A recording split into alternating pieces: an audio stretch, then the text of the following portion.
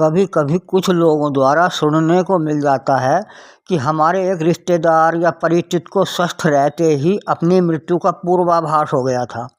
उन्होंने मृत्यु से घंटों पहले ही अपने प्रियजनों से मिलने की इच्छा जाहिर की थी और उनसे मिलने के बाद उनकी मृत्यु भी हो गई।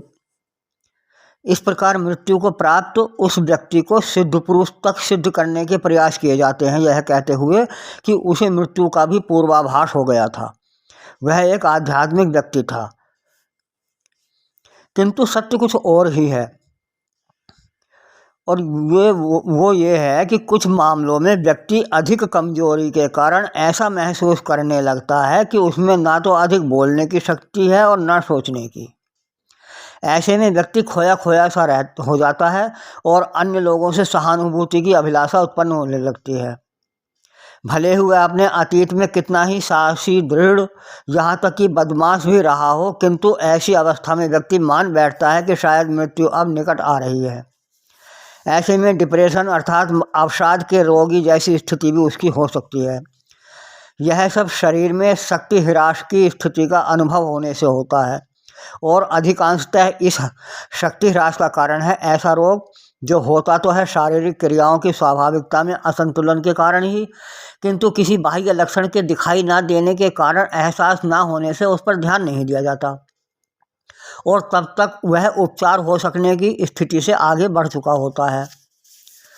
इस प्रकार मृत्यु के इस पूर्वाभास को आध्यात्मिक नहीं माना जा सकता और ना ही उस व्यक्ति को सिद्ध पुरुष, क्योंकि दुष्ट प्रवृत्ति के व्यक्ति के साथ भी इस प्रकार की घटना हो सकती है और हमने अपने परिचित ऐसे लोगों के बारे में भी इस प्रकार की घटना के विषय में सुना है जिनका स्वभाव सामान्य से बुरा था।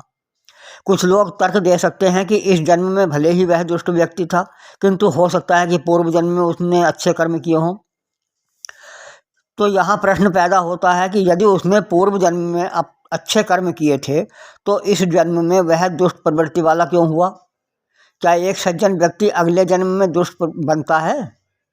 वास्तव में मेरे विचार से पूर्व जन्म तो है ही मात्र कपोल कल्पना। यह मैं अपनी अन्य ऑडियो में सिद्ध भी कर चुका हूँ।